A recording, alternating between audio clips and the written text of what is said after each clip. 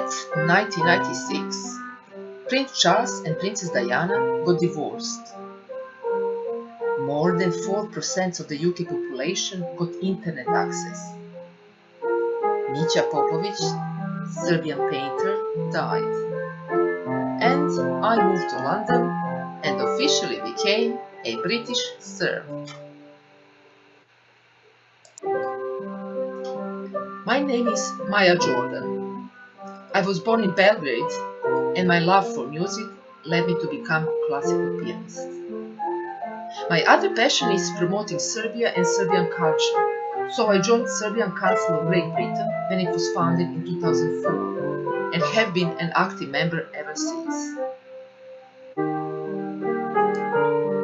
In the unusual circumstances in which we find ourselves in 2020, instead of self-isolating, the Serbian Council invites you to connect and share your story with others. We have different life experiences, but we have one thing in common. We were either born in Serbia or born in Britain but have Serbian origins, or are connected with Serbia in some way.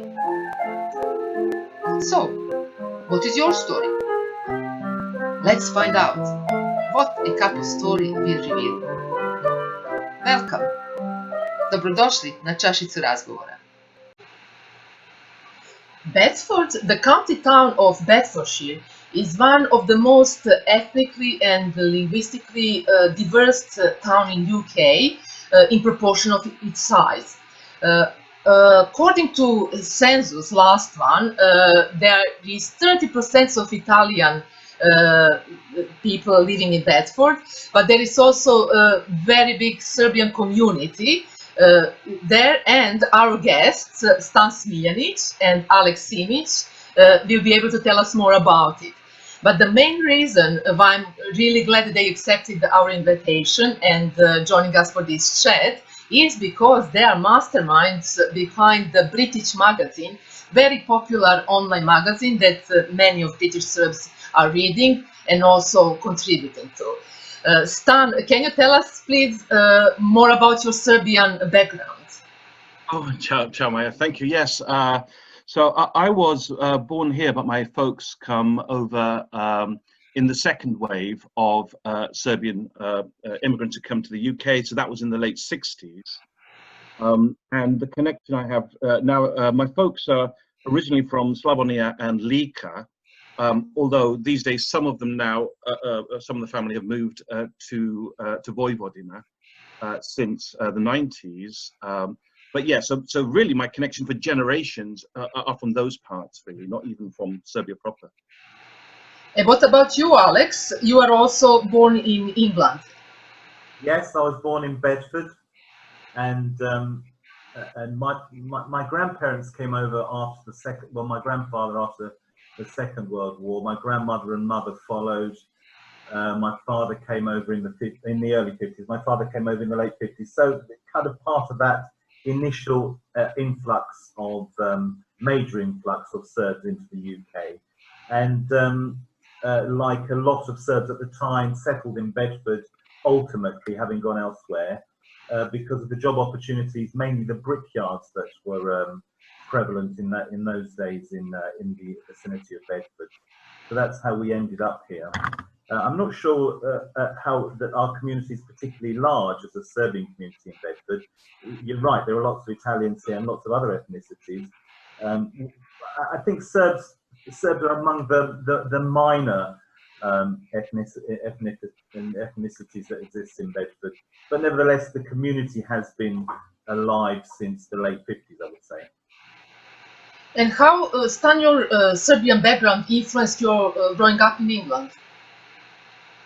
Yes, so basically, I mean, growing up here, you know, when you grow up to first generation parents from wherever, I think there's a shared experience that probably a lot of different ethnic minorities have of just trying to understand your place and fitting in. And I think that in that sense, I kind of understand what probably many you know, I've lived through the same thing that as many other ethnic backgrounds, but of course with a different flavour, with a Serbian flavour, or firstly a Yugoslav and then a kind of Serbian flavour.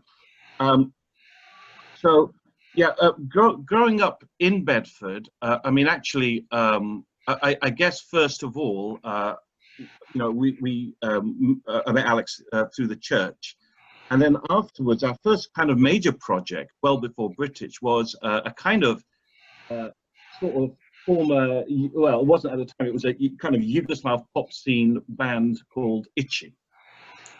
So together with some... she's laughing at us. She's laughing at us.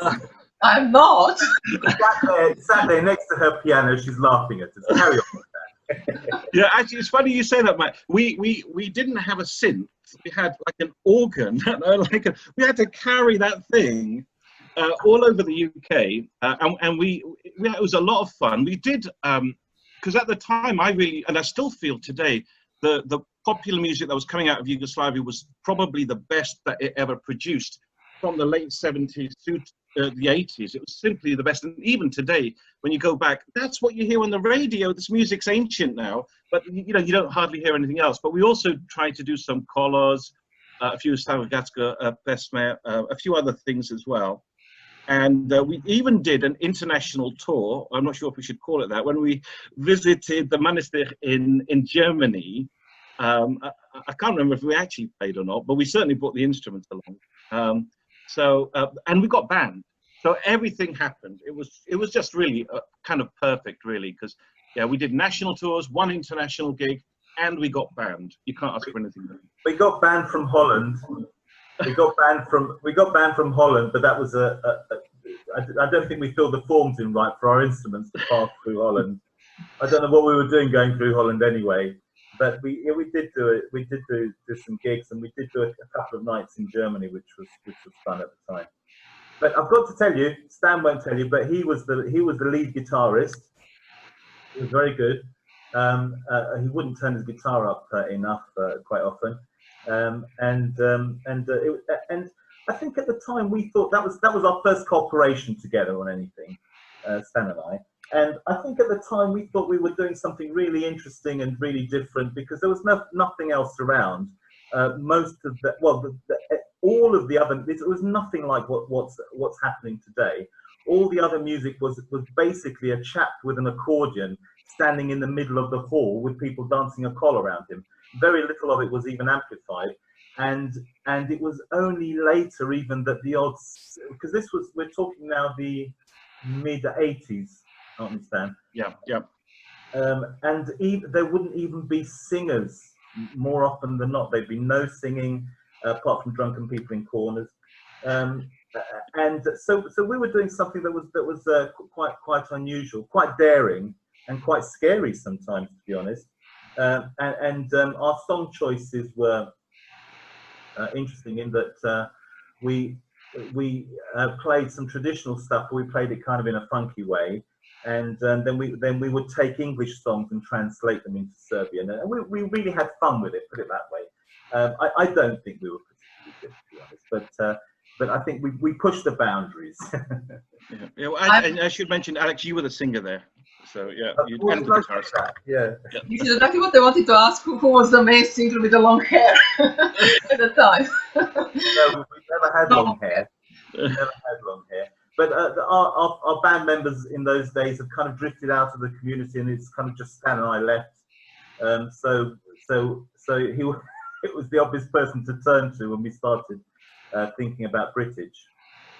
Wow, I'm really sorry that I didn't meet you then, because that's fun, then even more fun. But we are all pleased that you continued your wish to get Serbian background out to the public. So there is the British then. So Stan, how that all happened? Whose idea was that?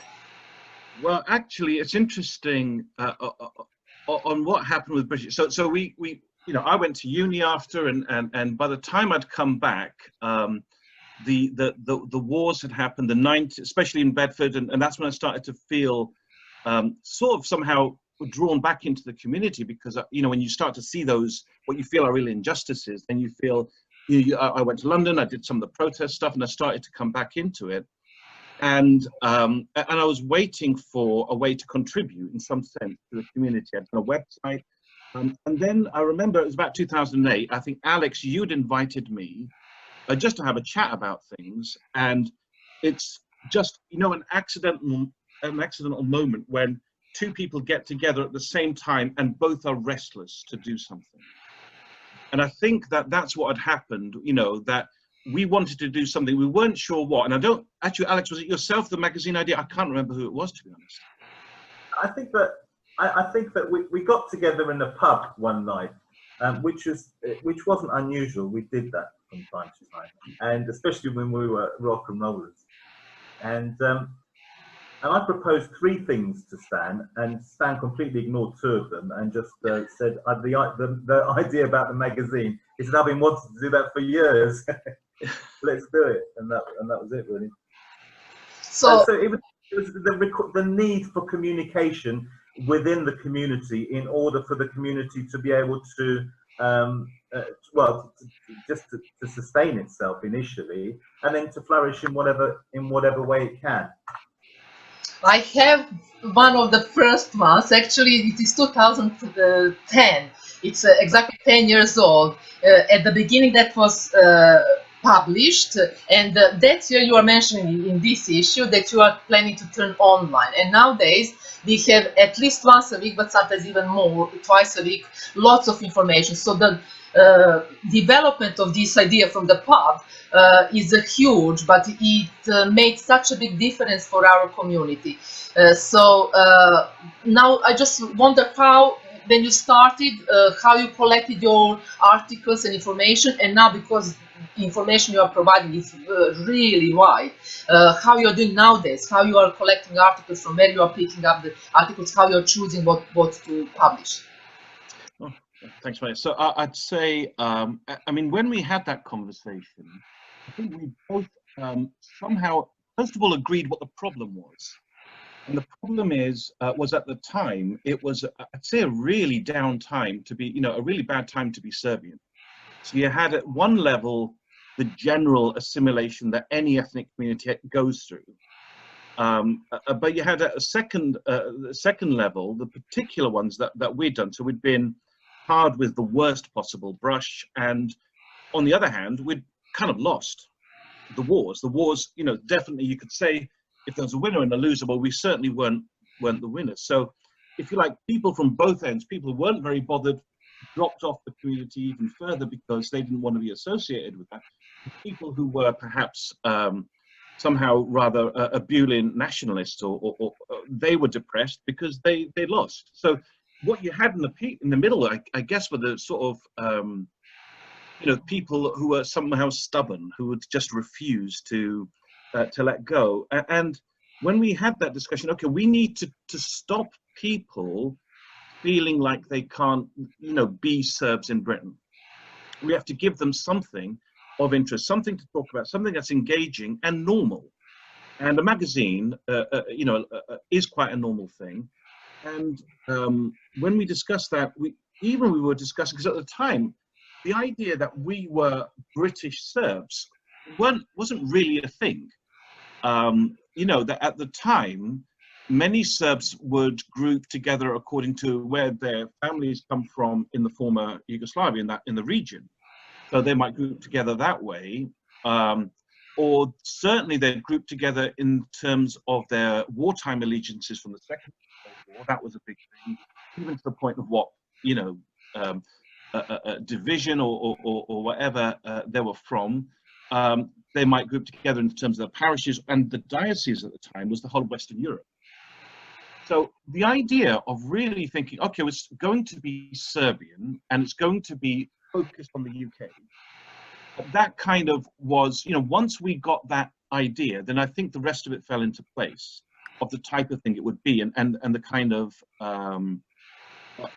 at the time, we thought that everybody would want to advertise on the printed magazine. So we went ahead and done those, and we were mailing out thousands of them each section. you know, let's blame it on the 2007 recession. Let's not say that we had a completely unsustainable business model. I think that the initial energy was behind helping to define the British Serb, and we felt that the concept of the British Serb. So it wasn't the only. I think previously the only way of being Serbian was to try to copy people who were born in Serbia, which we didn't have a chance of doing. Bearing in mind we were both born over here, so our Serbian's not perfect by any means. You know, even one of the amusing issues that we had at the beginning was we'd received information in Chirilica, and it was just a joke. Stan and I sat there trying to read Chirilica in any sort of meaningful way. So it was a case of trying to define a version of being Serbian without that was just as valid, but pertained to being born in this country and having this lifestyle. So, and there were lots of unique attributes that Serbs born in this country have. Don't ask me to name any. I can't think of anything off the top of my head. But there are ways that we have evolved as British Serbs, which is just as valid to the concept of being Serbian, we felt, as it would have been if we'd have been born in the middle of Belgrade and lived there all our lives and were educated there. So I think that was kind of what we were trying to communicate. Whether we've got anywhere near that, I don't know. It's others to judge, I guess. No, you definitely made such a difference to our community, because if you say I was here from beginning, and I had your first issues, and now I'm reading the articles, and when people ask me what are you reading? Are you reading, I don't know, Guardian, whatever? And I always answer I'm reading British. So I mean, you can, in my point of view, you are really, for me, meaning more than Guardian, or because you will bring me the Guardian articles, just those which are really important for us, and you will bring me all that on one place. You will bring me all events, what has happened or what will happen, so that I'm having really such a range of culture outlook to our community. And you're bringing these small stories, finding out about some small things and people, individuals which are not maybe major artists or something, but they really bring our community together and tell us lots about it. So whatever I need to find, it's really in the British, and especially also political issues which are going around. Now, I'm just wondering, must be very difficult for you to choose articles, because knowing about the political disagreement between Serbs, in between themselves. So how you are judging the balance not to upset anybody, but to bring all points of view to your British magazine? Stan? Oh, actually, I was saying, I remember we'd had this discussion, Alex and myself, and we had some options. We could either say, you know what, we're not going to do any politics, just keep away from that. But, you know, politics is like a hobby for Serbs and for all people in the Balkans. So I think we would have been really boring. We could have just tried to focus on one view and ignore everything else, but I was really keen that we should never find ourselves in the position that we were in the 90s, where we didn't quite understand what had overtaken us. We weren't paying attention. I think we do need to pay attention to how Serbs are perceived. So one thing that British is, as you've mentioned, is a barometer. Or what do people think about Serbs? What's the sentiment? And I don't mind if we're ridiculous or have bizarre articles written about us, about kids who have spoons sticking on them or something like that. The point is, when the articles start to become something much more sinister, we should pay attention. So we just decided, let's put it all in there. Let's try and represent all the views. And I'm not happy if I look at the headlines of British. I think I mostly agree, because actually there should be enough views to disagree profoundly with quite a few. Alex, I don't know what you think. Yeah, it was. There are two different British animals, really. The first one was the printed version, and because that was we were more limited in what we could print, we had to be more selective, I think, and it was a more difficult process. Now, effectively, we can print as much as we want, and you can always print enough articles to produce a balanced, to give people the opportunity to witness a balanced argument. So it's a little bit easier. But I think our overriding,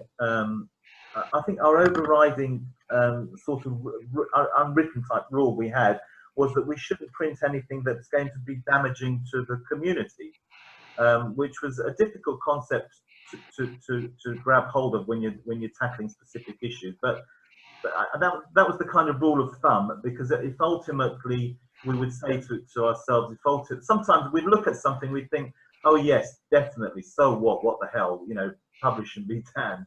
And you think, oh my God, no, because that's going to upset them, that's going to upset them, that's going to upset them, that's going to cause division.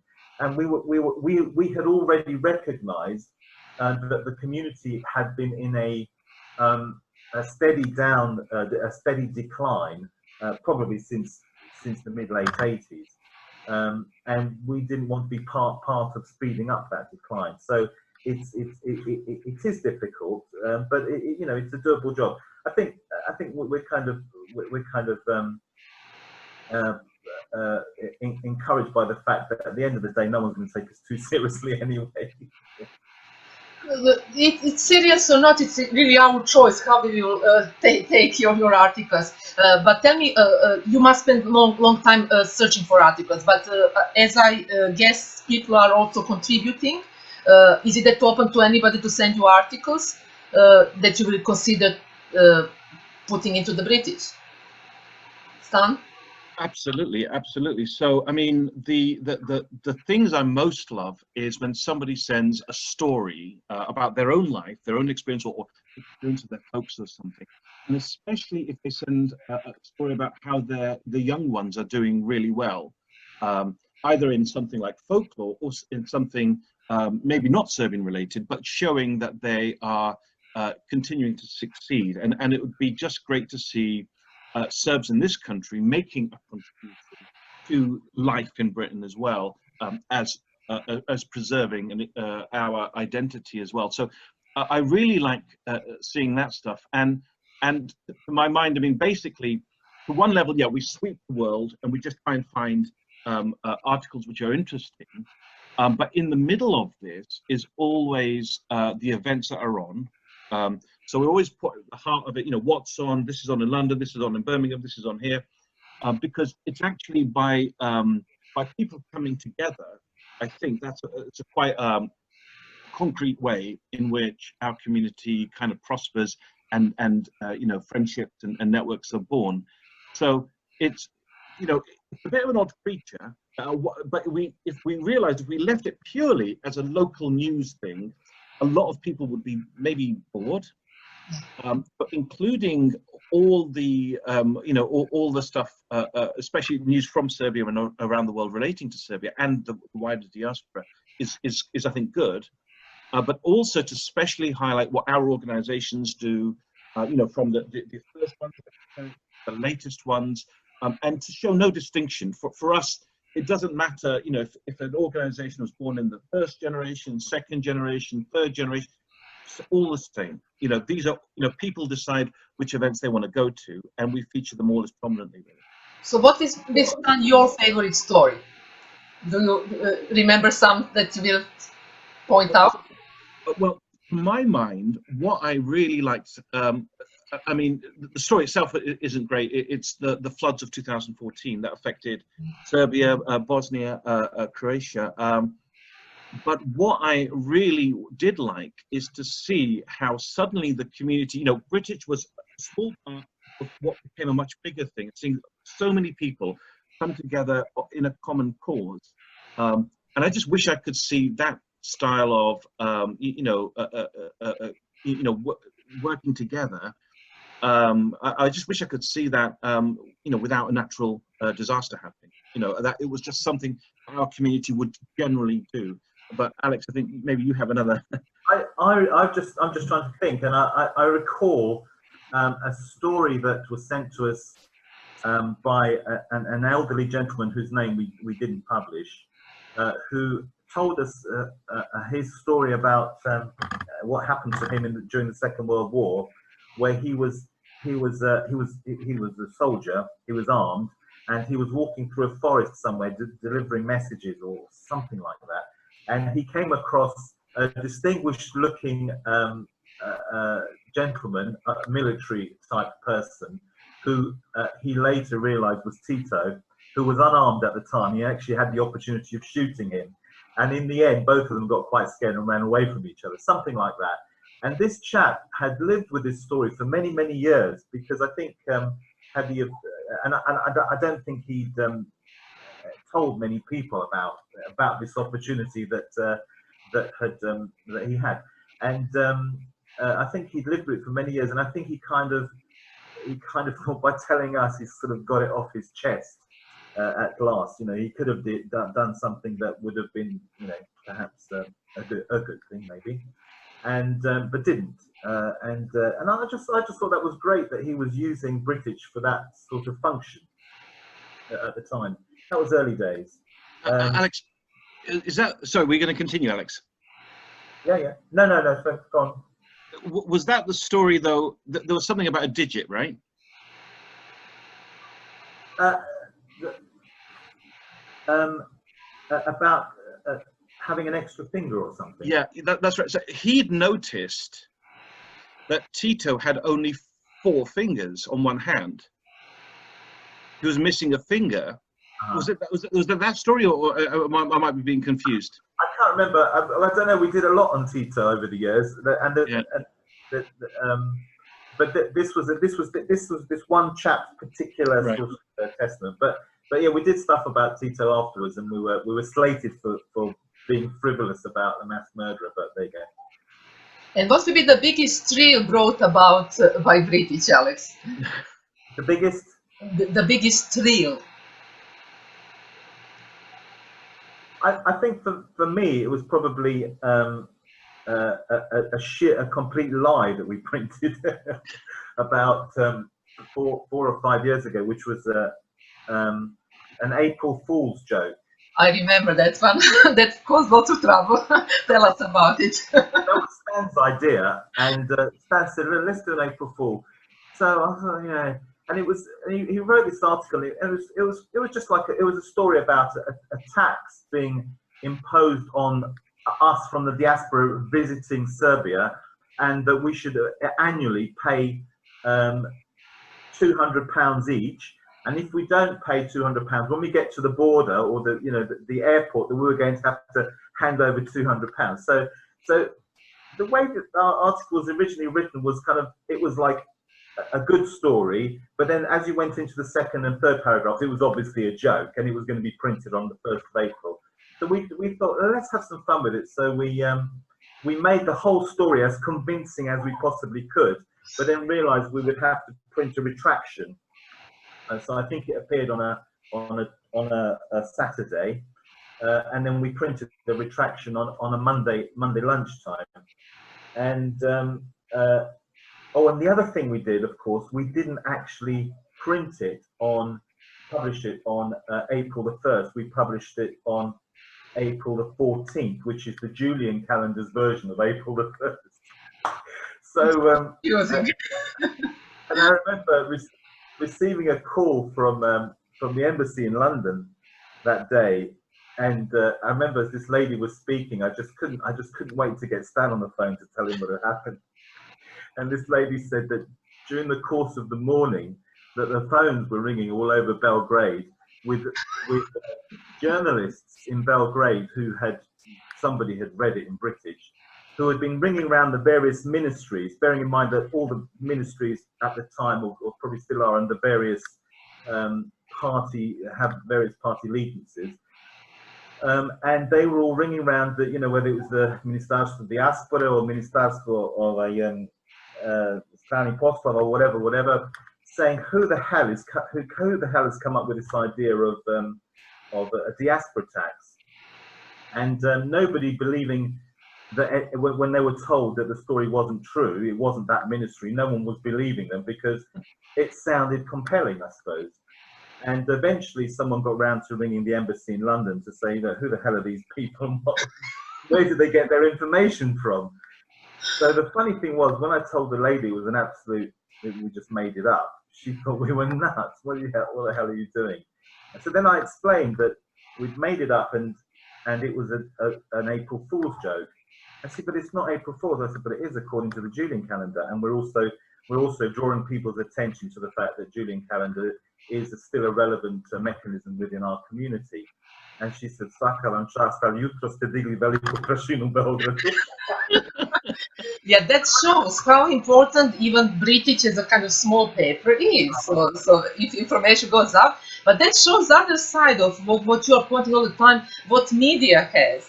Like all these articles that New York Times and worldwide famous papers are making so many mistakes, like even saying that somebody is present and it's not present, and obviously all in that shade of like Serbs are guilty.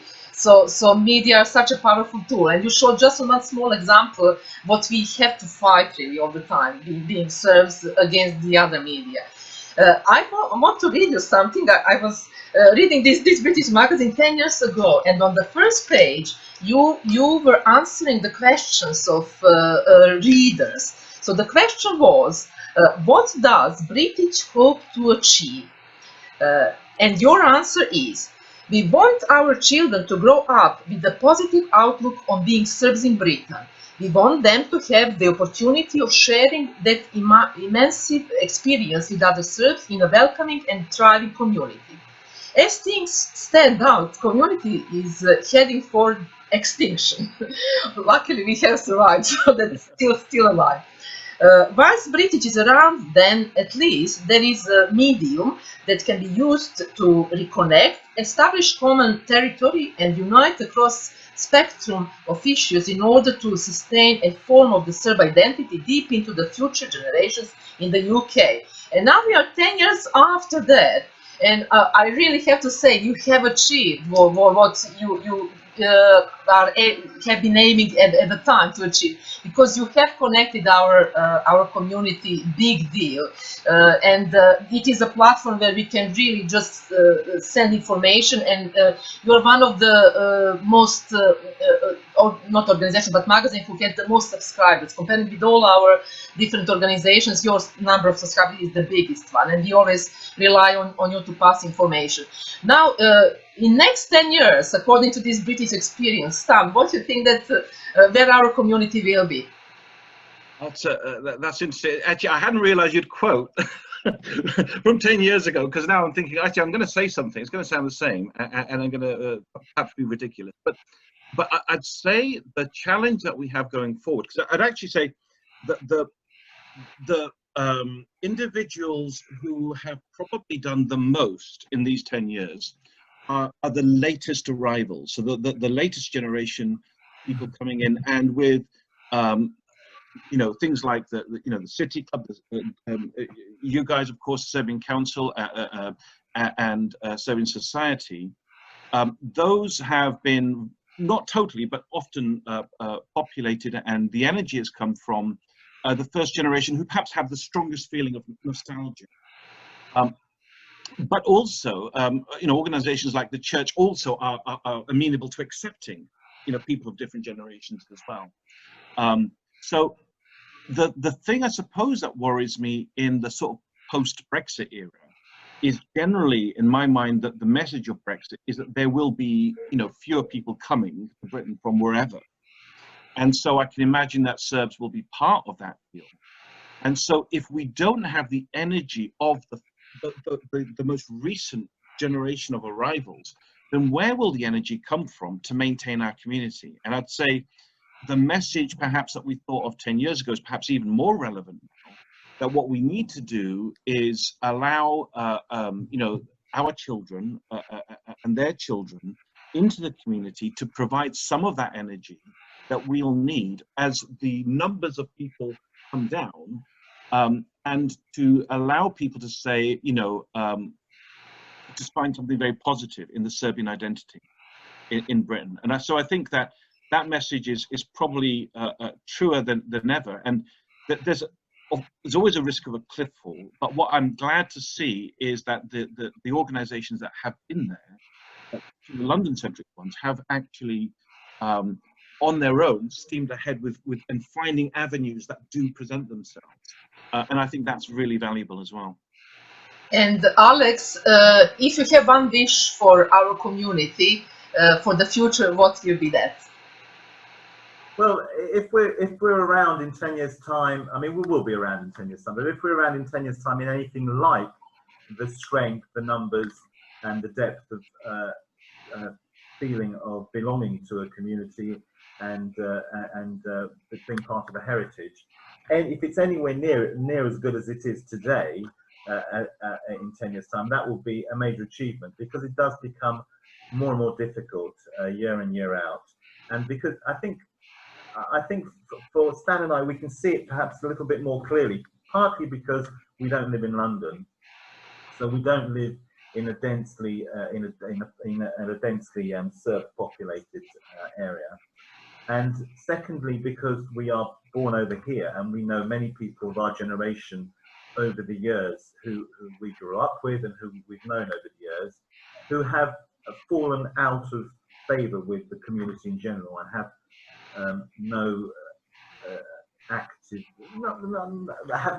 don't necessarily define themselves as being part of a Serbian community anymore.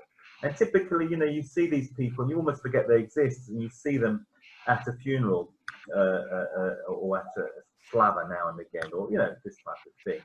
And you realise how much we've lost, how many good people we've lost from the core of the community, and you really wonder then, well, how much longer can we sustain a level of activity that is going to enable us in 10 years' time, in 20 years' time, to still say, yeah, we have a community? Because there'll always be a community in London, there'll always be a community in Leicester, Birmingham, larger centres. The smaller centres will just cease to exist.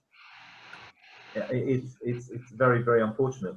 But it is exactly that, and we're very much at the moment still living from the influx of your generation, Maya, when you came over with your piano in the 90s, and people in the early 2000s. We're still getting a lift from that, but those generations that came over then will be experiencing exactly the same issues that our British-born Serbs were experiencing 20 years ago. You'll be experiencing that with your children. You know, bringing up somebody who's essentially British and trying to convince them that actually they're Serbian as well. It's difficult. You know, it's a difficult. It is difficult, but what we achieved in last 10 years, let's say, it's a huge amount. So thanks to you guys that you are keeping this community communicating and keeping the spirit up, and all of us on the side, everybody give their little input, and we have really much stronger community than it used to be at least 10 years ago. Thank you very much for your time today, but thank you so much for having a patience and time and a part of your other jobs which you're doing every day to keep this community alive. So we are really looking forward for all the other articles, and we are inviting everybody who thinks that it has a good story to send you that story. So as people say, subscribe and follow. So you can go to the British website, and you can follow by receiving emails, newsletters, which are weekly or even twice a week now, or by joining Facebook or by joining Twitter. And thank you very much for all your hard work, which we really appreciate so much. Thank you, and good luck with your with this series. I've no doubt, obviously, today's show will be the most popular one. And you said not to discuss the fee on air. We'll do that later, yeah? Okay. Yes, because my time will just stop very soon. But I have to ask question: which rakia you would put in Čašica? Stan, what is your favorite rakia? You know, I like the stuff, you know, when they put juniper in it and stuff like that, you know, that you've got the herbs inside it. That's fantastic, actually. Okay, it's I forgot the name because another Yeah, me too. What Gorski list, something like that. Maybe that. Yeah. And you, Alex, what is in your Čašica? Which rakia? I don't have a favorite rakia. A cup of tea. But I do have an acting and again Shkiba, yeah, probably my favorite, but specifically, God knows, I don't know. Okay. Anyway, thank you very much, and we are looking forward to in at least next 10 years, if not before, have interview again and see what we did in last 10 years from now. Hvala Majo, good work. Keep it Hvala, up. Maja. Well done. Ciao.